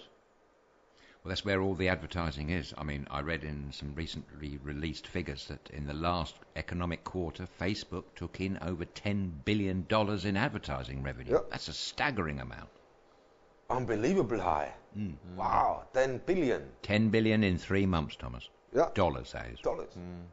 They see how much money, and I agree they can put more money forwards. But when you look how big Facebook is, yeah? Yeah. Huge. Okay, you have to keep this machine oiled. You have to keep this machine running. That's a lot of money. Yes.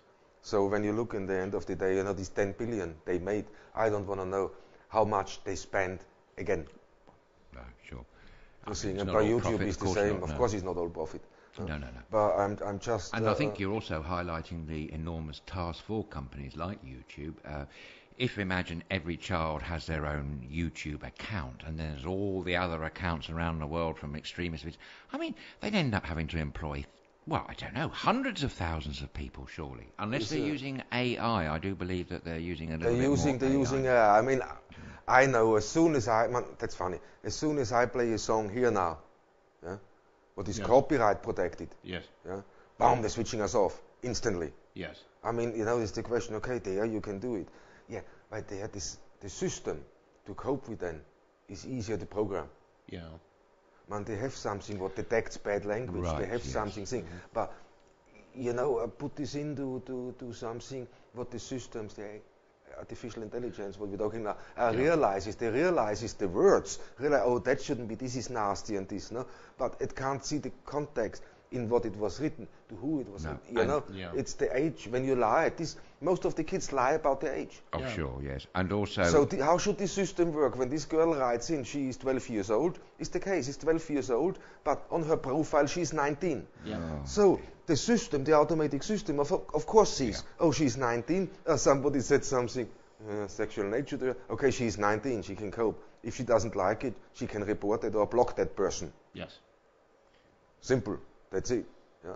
But when this person is not 19, is 12. Yeah, how should the system know that? Yeah. No. That's what I'm saying. That they can set up a false profile. Yeah, that's where the parents come in again. Yes, absolutely. Check that through. Totally. Check that through. Are they telling the truth? Or have a verification process That's the on only YouTube. way, Thomas, like the Chinese, it's the only way that's going to solve all these awful problems. Because the downside of putting the onus on people checking to make sure that communications to these children's accounts are safe, proper, genuine and decent, the charge would then be, oh, we got Big Brother. You see what I mean? So Thomas, our theory about personal identification, one number, one account, it's the only way. Yeah. No, and then everybody takes responsibility for what they write, what they say, and what they send off to other people, both upload and download. The responsibility lies with the individual. And let's face it, if it was that case, then a child under 13 simply wouldn't be able to have an account if the rules of the company stated no below 13s. And surely we'd all benefit from that. No, I agree. I still think the people who write these things should take the responsibility. Well, absolutely, of course. Definitely, yeah. Who wrote it? But find them now. Yeah, exactly. Find them. Find them. I mean, there must be. This is what I meant. When I criticized the 3 big companies who pulled out with the advertising today. I criticized them because they could have turned around and said, "Hey, YouTube, okay, that's a problem." Yeah. So, okay, is there anything we can collaborate together to fix that? Can we do a campaign? I mean, we're talking really big companies there. Yes, I know. Pulled out today. I know. That's a positive way of looking at it. Exactly. Why we look, that's what is the point. Why do we look at everything out there in such a negative way. Here. Yeah, That's absolutely. a very good point, Thomas. Yeah. We do, But unfortunately. We do, unfortunately, Yes. but this is down to the most of the CEOs of these big companies. Because they lost touch with reality. They lost touch with the normal person. Yeah. They don't know how it is anymore. But you know, it's the way of thinking. So they should have gone. Tackle it positive. Don't start dramatizing. That's one thing. You know what? But news reports sometimes get me when there is dramatization. They make a report. They want to highlight. They want to give you news, and then they play underneath dramatic music. I mean, I'm now watching a news channel, or I'm sitting in a cinema and watching a movie. You know, that's in my head. Yeah. Has nothing, dramatic music has nothing to do in a news report. Just to give it more depth, to give it more feel. Come on. If I want to be moved emotionally, then I go and watch a good movie. From a good director, what gets me going, you know. There's these directors who make you laugh, who make you think, who make you cry. Then it's alright. Has nothing to do with news reports. No. That's my thing. Bah, das war around. Okay. No, it's just. I'm Thank not you, agreeing with everything what thing does. YouTube does. They could improve, like Facebook. They could think, but it's collaboration. Come on. Yeah. If we absolutely. don't get this established, then we will not. Mind you, as always, we'd love to hear your views, and if you're sitting at home and have any ideas of how we could improve this situation, please let us know. Yeah, that'd be fantastic to get your views on these kind of subjects, and tell us if we're wrong, obviously, or if you think we're wrong, or if you think we're right, even. No, you know, that'd be good as well. But yeah, we'd love to hear from you. And how can they tell us? Oh, they can tell us through email. They can email us at nightshift@studiokerkyra.com. Or you can subscribe to our YouTube channel, or you can follow us on Facebook. Or you can go on and tweet. You can go tweet to Adrian. Tweet Yes, Adrian. tweet Yes. me. Tweet Adrian. I haven't done any more tweeting since yesterday, but I will over the weekend. My name is, my addy, or whatever they call it, is Marvel_ADE, so by all means tweet away. I will put a link to the show on my Twitter page when I get round to it very soon. Fabulous. Ah, that's encouraging. But you think we're done? Anybody wants to say more about this? What happened today? And No, I think that's. I mean, what is the solution now? I'm angry about it, to be honest. But Yeah, no, it is upsetting. It is upsetting that this happened. There's guys making comments like, come on. Yeah. Must be something wrong mentally there. Sorry to say that now, but there must be really something wrong mentally with this person, with these people. I don't know. Yeah. Definitely, no. But on the other side is, parents have to control it. Companies have to work together to find a solution there, and the government, yeah, so quickly to criticize everything. Absolutely. There was a case in point, not about this subject, but about parental responsibility going back a few years in the UK, when there was a proliferation of cases when children had first got hold of smartphones and they got onto these gambling sites and all these type of things. Yeah. And not just gambling, no, actually running up very large telephone bills. And the parents then, of course, were taken to court by BT, the main telecoms provider at that time in the UK, and there was an ongoing spat about this. I don't actually know what's happened since. I think that things have changed a bit. But there is still a level of parental responsibility for any child under 16, certainly in the UK. Definitely. I think in America the age of consent is older. Isn't it 21, I think? Yeah, I think so. Yeah. Definitely. So I think maybe America, I mean, all countries are different. Maybe to answer this point, America, maybe, who am I to lecture America? I can't lecture America, but maybe they need to think about the age of consent, the parental responsibility, how far does that extend? And, okay, it's the company's responsibility as well.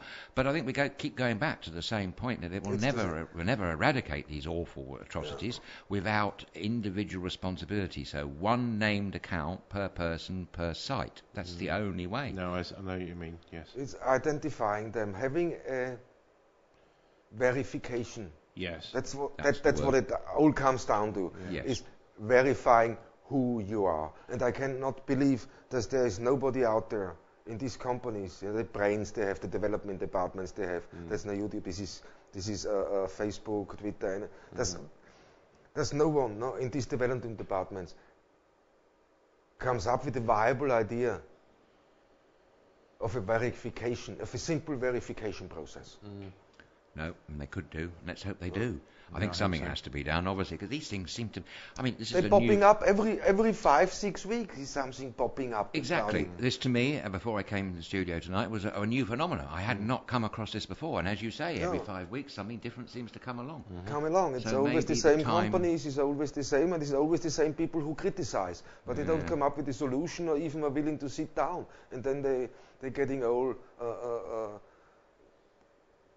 Funny because the company said, okay, I don't want to comment on that. Of course I don't want to comment on it. I know exactly how the BBC writes stuff. It will be dramatized. It will be, the questions you get asked. Sometimes it's come on, it's nothing to do with good journalism anymore. Okay, it's good to make us aware of it. It's good to go in and show, but it seems so one-sided. You know what I mean? It's just one side always. We hear. Very true. That's where it gets me. So, if you're an executive of one of these big companies, the three that we won't mention, that's blocked their advertising on YouTube, why don't you come along to our studio? We have a spare seat here. We'd love to hear for your views. It's StudioKerkyra.com. And explain us why you're always running away when a problem just comes up. Oh, I have to look after my company name. Oh, bollocks, sorry, but it's really... it's not thinking outside the box anymore. There is no innovation anymore going on. It's always the same. It's a little bit disturbing, but it's all right. Okay, guys. What a Friday night. Let's be happy. It's Friday night. Yes, it's Friday night. Party night. Okay, anybody else wants to say anything more about that? No, that's it. Should we put that to bed? I think so, yes, although we can always return to it at a later date, as and when more information comes into us. Or indeed, if you have any opinions, whatever they may be, we'd absolutely love to hear from you. Yeah, definitely. Brilliant. Okay, what brings us on to the next thing now, and that's a Made in Corfu. Made in Corfu, we changed this a little bit around because we want to really desperately promote our StudioKerkyra Christmas market this year, yeah?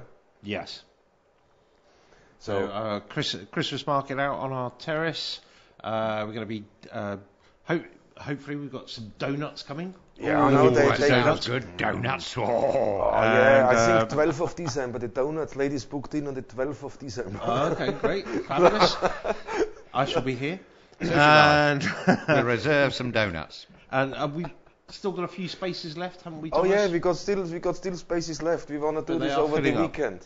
So they start filling up now. Yeah, they start filling up now. So if you've got anything that you want to come and sell at our terrace, the places are free, I believe, and come and bring your handmade products and come and join our Christmas market. It's going to be lovely. It's going to be very Christmassy. Isn't it, Adrian? I hope so. Yes. we haven't seen it yet. I think I've got drawn the short straw, and I've got to go shopping tomorrow for some early Christmas decks. I think. Have you? Yes. I think so. We send him shopping tomorrow. You're going to come back with a singing Santa sack. Oh, well, singing Santa. They can irritate you sometimes. No, but good singing. You said singing because I'm just talking to the choir too. So I want to get some carol singing going.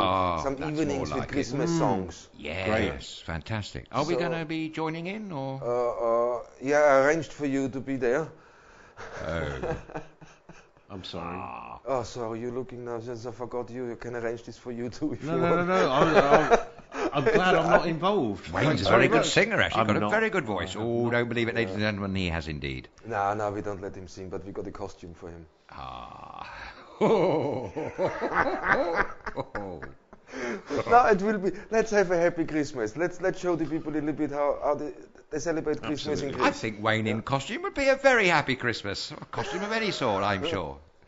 Oh, look, he's getting all excited. I don't know what he's getting excited about. Intrigued to know what he might come along as. You get a costume for you as well. Yeah. I feel a Christmas challenge coming on here, guys. Christmas challenge, the Christmas bake-off with Adrian Mavell and Wayne Fenton. Really? Well, I can't make anything Christmassy, I don't think, Thomas. I know you're a dab hand at doing sort of apple strudels and things, but we talked about chocolate logs the other night, didn't we? Yule logs, that was right. I don't think I made anything Christmassy. Maybe I'll have a go. Any ideas, anyone? Yeah, but you remember, you know, make some biscuits, Christmas biscuits. That's a tricky one. You need to be a bit of a master baker for that, don't you? No, not really. No? The biscuits. Yeah, but a biscuit is double baked, isn't it? I think that's what it means, doesn't it? Probably. I remember a long, long time ago, primary school, I mean, decades ago, we made biscuits. I don't mind were very successful. I think they were a bit soggy and very disappointing. Oh dear. Maybe not biscuits for you then. No, maybe not. Maybe not. Okay. The shop it is. Probably. I see we're having a stand here. We will have a stand with local Christmas bakery Great. from the baker's shop here and others, locals who do. There's a woman here who makes beautiful bracelets, different colors, different things. Very, very. Yes. Right. So the ladies' network is here with a couple of stands. That's all for charity. Even the donut stand. Yes, that's a charity stand. Yeah. So does everybody. Well, that's great. We can eat a lot of donuts with a clear conscience. Wonderful. With a clear conscience, yeah. May not be so good for the waistline, mind No, you. it might not be very good for the waistline. No, but this is a little bit. This is StudioKerkyra contributing a little bit to the village, a little bit to the island. So if there's artists, if there's people who have stores or stands somewhere else and want to spend the day here in the beautiful village of Ayers Mateos, taking part in our Christmas market. Or musicians, perhaps? Or musicians, Ooh, that's a good one. Yes, That's a good one. Yep. That'd be good. Would be nice. Have different musicians on here. Have a cup. I love that. Yeah. Musicians. If you're musicians, you want to come and play for an afternoon or an evening, where we have this on the weekends in the evening. Of course, then write in Nightshift at StudioKerkyra.com, and would be brilliant. It'd be fabulous. Yeah, definitely. Yeah. No, I think that's the good one. Okay, now Christmas market. Send us an email, and I'm really excited. I think it will be beautiful, man. Let's hope For so. sure. Okay, and now let's go on with Wayne. Today you got a little bit more from what's on for this weekend. For the weekend, okay. So, the 25th of November is the International Day for the Elimination of Violence Against Women. So that's tomorrow. The Equality Committee here in Corfu are organising an event dedicated to women who are trying to step by step to achieve their rightful place in education, society, work, love and positions of responsibility. And so they're having an event on Monday the 27th of November at 6:30 at the Corfu Gymnastics Society. So that's the Equality Committee. I think that's a fantastic thing. I mean, the UN brought this in 1999, naming November the 25th as the International Day for the Elimination of Violence Against Women. So the Equality Committee here on the island are doing their bit. And that's on Monday the 27th of November at 6:30 at the Corfu Gymnastics Society. That's it for my events today. But just a reminder that there's a mountain run on Sunday going from Benitez at 9 o'clock. Tonight, actually, we probably missed it. I mean, I just want to say this with the International Day of Violence Against Women. It's good because in this day and age, 21st century, and there's still violence against women. I mean, it's unacceptable. Yes. That's completely unacceptable. I have to say, I have been a witness to these things in the past. Yeah. I have a very strong feeling about it, but me too. I wasn't at the time. I wasn't old enough to protect the woman in question. Yeah. Do you know what I mean? I mean, you know, when you see somebody, when you see a big guy hitting a woman, that makes me angry anyway. But I mean, the fact that I couldn't do anything at the time made me even angrier, actually, to be honest. Because it's it's not. I mean, for my family, my sister were in the receiving end over 20 years ago. Yeah. sadly enough. But she was lucky because she has 4 brothers. Yes. Oh well, yeah. So Yeah. the brothers sorted that one. But my sister was there, and I have to say, it took the family quite a while until we realized what's going on. Yes. Yeah. That happens. Unfortunately, that does tend to happen. It gets hidden sometimes quite well. Totally. I mean, it's good. Like any kind of form of abuse, it's usually obviously hidden. Under the carpet. And yeah, it's not easy to come out with it. No, it's certainly not. I think it's an encouraging sign and a good thing that the United Nations have designated this in the way that they have as such an important event, an annual event since 1999.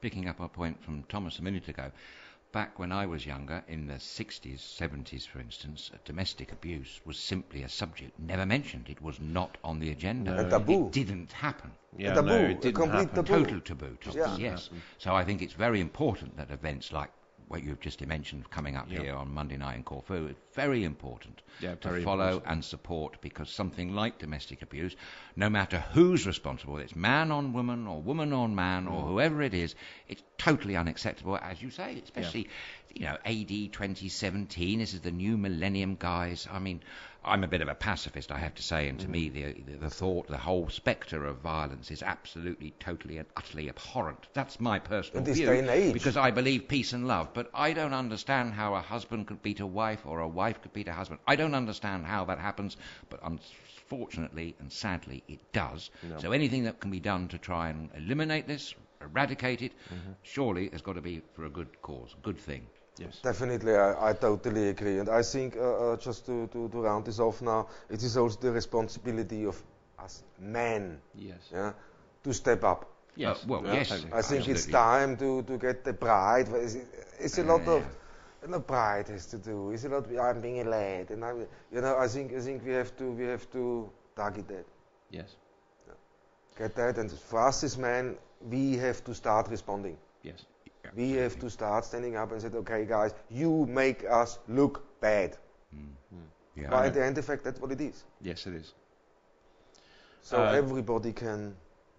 So just a reminder, that was Monday the 27th of November, 6:30 at the Corfu Gymnastics Society. Corfu Gymnastics Society. But also, what is there's 2 events going on tonight, and they go over the weekend. I'm just about to say. Actually, I'll probably miss one. The Ionian guitar thing that was on for tonight only, and that's probably gone now. That's probably gone. It's midnight. It's coming up to midnight. Oh my! And where was it? Sorry. Where was this held? Oh, don't make me say it.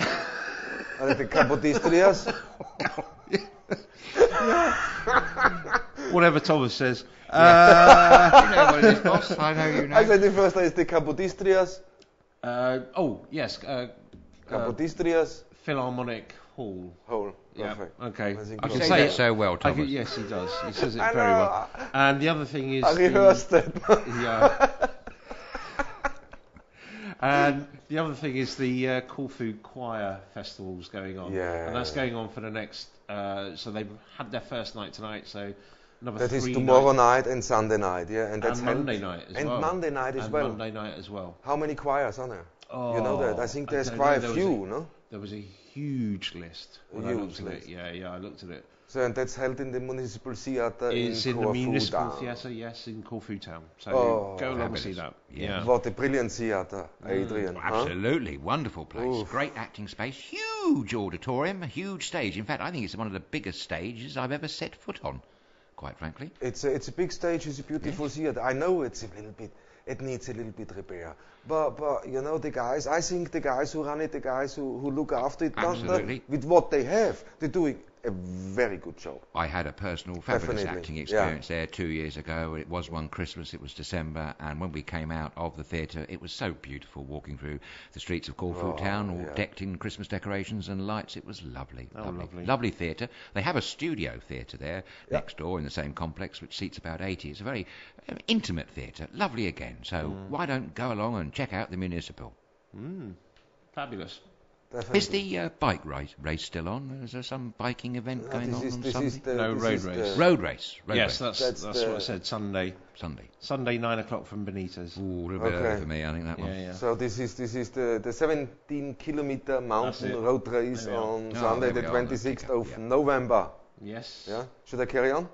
Yeah. Benitez start is 9 a.m. So be there early. At 9 a.m. is the start in Benitez. The route is going from Benitez to StudioKerkyra, Ugasturi, Agioteka, Stavros, and back to Benitez. For further information, don't hesitate and visit the website www.corfurunners.gr. Brilliant, isn't it? So good at that. You are so good at that, man. Oh, loving it. Brilliant. But it's okay. Anything else on the events? No, that's it. That was it. So, just a quick question. What are you going to do on the weekend? Oh, I don't know. Probably my washing. That's exciting. Really boring. My washing. Oh, no. What are we going to do my washing and domestic things? Has to be done. Has to be done now. Domestic things. What about yourself? Turning yourself into a domestic goddess or something and going. What, like Nigella Lawson? Oh, she's a goddess, isn't she? Goddess of food, actually. Oh. Ooh. Goddess of food, listen.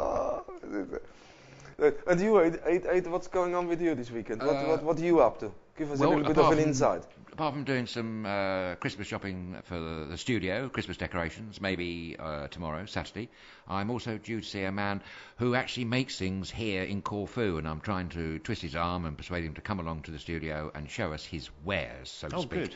What's particularly interesting, he uses discarded materials, junk if you like, recycles them and turns them into something really rather nice. Oh, good. So hopefully I'll be able to encourage him to come along maybe one day next week.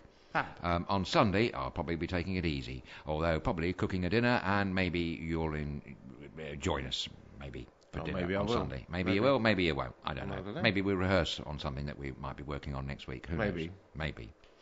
Just one point, Thomas. Can I just add something that I may have erroneously forgotten when I was going through my international blurb from France? Yeah, please carry on. What Actually, is no, about I the beg your nudist pardon. restaurant again? It wasn't the restaurant. No, I've done that. I'm not the sake. No, then don't bother. No, I got it wrong. It was about the turnip prize. Oh, yeah. Right. The turnip prize. Yes, I forgot to tell you that another entry this year, unfortunately, there wasn't a photograph for it, so that's why I didn't read it out.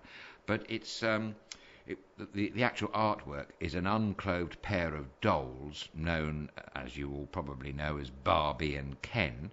The interesting news there is the title of that piece of work, which is called Fake Nudes, which I thought was rather amusing, following on from our fake news. That's very Just thought I'd slip that one in there. That's a good at one. the Loving end of it, the loving programme. I like that. That's lovely. Fake nudes. Fake Okay. nudes. Oh. Yes. What will they think of next? That's brilliant. It is rather, isn't it? I think the Turnip Prize is jolly more exciting than the Turner Prize. Although I'm not taking anything away from William Turner, who was just fantastic. I mean, his paintings were superb, in my opinion. But you know what is interesting in this Turnip Prize, no? Mm-hmm. We three could have taken part. Our artistic talent would have been enough after I saw the Absolutely. pictures. Yes. Yeah. I'm a giant within the artistic world. Not. Maybe you need some stilts or something. Maybe I don't know. Turnip. Little box. A little box. I need yes. a little box. There's also something called, what is the raspberry or what, no? Oh, the raspberry. That's the alternative to the Oscars. Yes. Okay. I saw it. So we've got the turnip for the Turner Prize and the raspberries for the Oscars. Yeah. It's all quite amusing, rather, isn't it? I like it. Yeah. I like it, the raspberry. Yeah, I like raspberries. No? But you know, just a quick fact, you know who got the raspberry awarded? Can't remember offhand. No? Go on. One of the recipients of that. Sylvester Stallone. Oh, did Oh, he? yeah, and I find that unfair, man. That is a bit unfair. I think for sure that no, I think it's unfair. The man. If you know his life story, if you bother to look in a little bit and you see his life story, he never given up. No. He always pushed up. He always believed in himself. Yep. He always went for it. No, and you know that he wrote Rocky. Yes. In 3 days. Yep. In 3 days, went to the film studios, plucked dead. Mm-hmm. They wanted to take it, but he had he made this one demand. He plays the lead role. Oh, okay. And they laughed at him, no?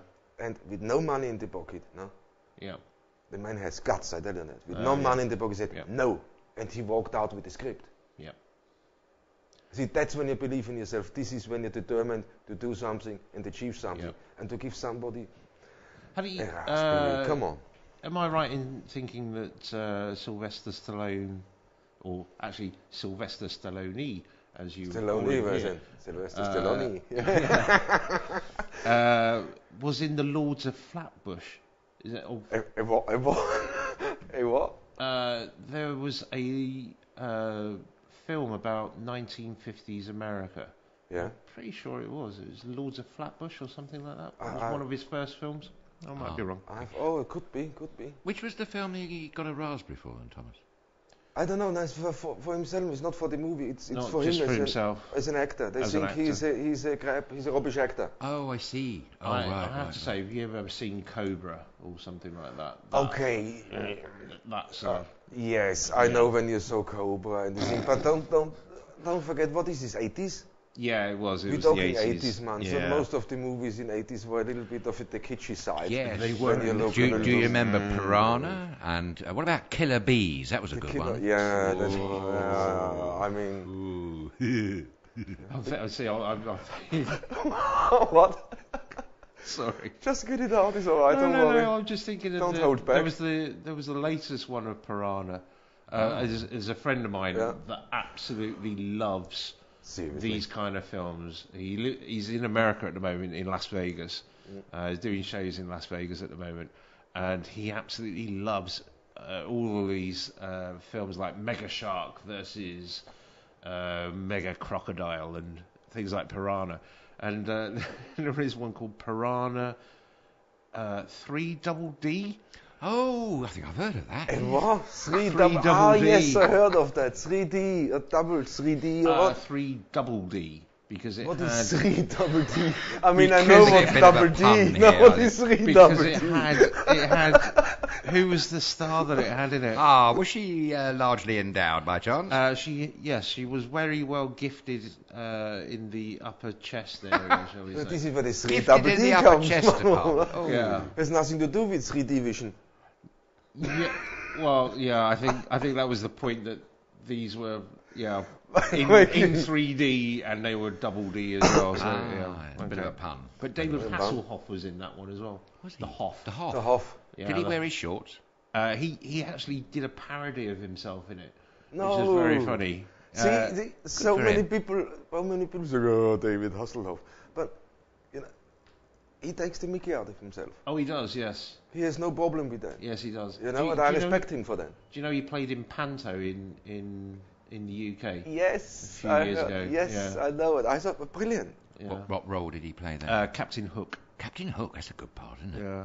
That's a good part. I like that. Yeah. Do you know why he played the part? Because Henry Winkler had recommended that he do it, because Henry Winkler had done it before. Yes, right. And then Henry Winkler brought over Pamela Stevenson. Yeah. Pamela Anderson. Pamela Anderson. Sorry, brought over. Pamela Yes, Anderson. yes, Sorry, yes. Pamela Stevenson. Sorry about that. But Pamela Anderson brought her over to play a fairy godmother in a panto, and then David Hasselhoff came over as well. Fab. He's very big in Germany, isn't he? I believe so. Yes. Germany. Yeah, he was singing when the wall came down. No. Yeah. Didn't he think that it was him that actually brought the ball down? Yeah, I know. There was some. Really? Yeah, there were stories that in the German newspaper, Austrian newspaper. I remember that. No, Hasselhoff. We got the wall down, so it was more portrayed. Hasselhoff. That's the reason why the wall is down. Oh. So me personally, I don't care if it was him or not. No. If it's him, hey, well done, brilliant. For me, it's just absolutely. important the wall is gone. Yeah, absolutely. That's the thing. But okay, brilliant. Okay, guys, that was Friday night. In 2 minutes, it's not Friday night anymore. It's Saturday morning. Oh. Yeah. Oh, well. The bouncing. So anything else you're doing on this weekend, Aid? Not to my knowledge, although I'm sure you'll send some work my way. I don't know, Thomas, no. Oh no. we can't- Getting ready for can't Monday. do that. The hot seat for Monday, I think. So how old are you on Monday? Sorry? Saying, how old are you on Monday? The pennies just dropped. Yeah, sorry, I was a bit here slow. we go. Yes, unfortunately, ladies and gentlemen, I am another year older. I have a birthday on Sunday, and I can't say that I'm another year wiser, but I'm certainly older. But I don't really go too much on birthdays, you know. Maybe we'll meet up for a drink or something, you know. Yeah, no, for sure. No. A But there's a donut or good whatever. saying, you know. If you're not growing up by the time you're 50, you don't have to. Ah, jolly good. Well, I'm probably not. I'm probably not. Nah, you're another 12 years away before you hit the 50 mark, man, so don't worry. It's creeping I'm up going slowly. past that by now, but never mind. Every day, I have to say, is a bonus. Every day, Yeah, you're another day older. exactly. And wiser. And, I don't know, hopefully happier. I'm certainly happier these days than I have been for a very long time in my life. Good. And that's not Fabulous. just because I'm sitting here in the lovely studio of StudioKerkyra with your two fabulous personalities. It's because I'm on the island as well, and I just love this place. I know. So actually, my birthday, the fact that I'm another year older, I'm not really that bothered about it because I'm spending it here in Corfu. Fabulous. Yes. Cool, guys. Okay, and that's for the night show. That was the show for Friday the 24th of November. We had some brilliant topics. We had some cool write-ins from people. A couple of notes. We spoke about, I think we're all together. Nice, relaxed, brilliant Friday Lovely. evening. So, for me, on this side, thank you for watching. And see you Monday, 10 o'clock again. And from you guys, Well, absolutely. It's been absolutely wonderful to be here again. I hope you all have a fabulous weekend. And I'll say, Kala Nikta.